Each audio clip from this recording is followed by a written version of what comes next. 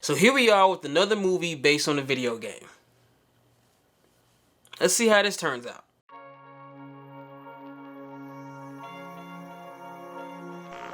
What's up everybody, I'm Johnnie Omega back with a new review, this time talking about the new movie Monster Hunter, so let's get to it. Behind our world is another world full of powerful monsters that rule with deadly ferocity. When Lieutenant Artemis and her loyal soldiers are transported to that world, they receive the shock of their lives and must find a way to fight back and find a way home.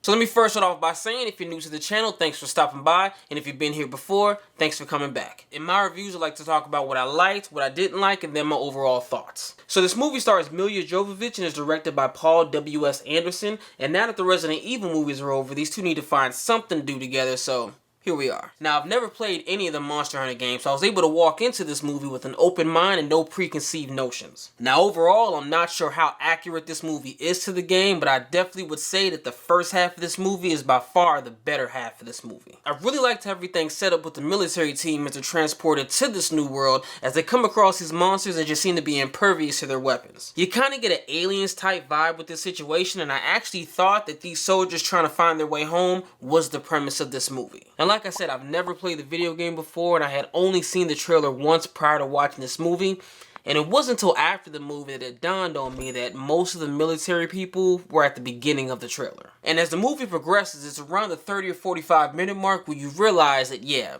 this is a video game movie. And as the movie shifts from what it was at the beginning to obviously being a video game movie, that's where it started to go downhill for me. It seemed pretty interesting at first as Milla Jovovich and Tony Jaa's character begin to interact and try to communicate with the language barrier that they have, but the further along the movie went, the more video gamey it became, but for some people that might actually be a good thing. Now, like I said before, I never played any of the Monster Hunter video games, but after watching this movie, I'm pretty sure that if you are into these games, there's a lot of things about this movie that you're really gonna like. There's a lot of creatures and characters that show up to provide fan service, and I'm gonna assume that they're video game accurate. And I call it fan service because most of these characters don't really do much, but they're clearly there to have the audience members like, oh, there goes such and such. Now, looking at the bigger picture, they're probably there so that their characters are established to have a bigger role in the sequel, but don't go into this movie expecting much out of anybody else but the two main characters. But when it comes to other characters, something that I really didn't like about this movie was Ron Perlman. Now, I haven't quite figured out if it's his performance that I don't like or if it's the character that I don't like,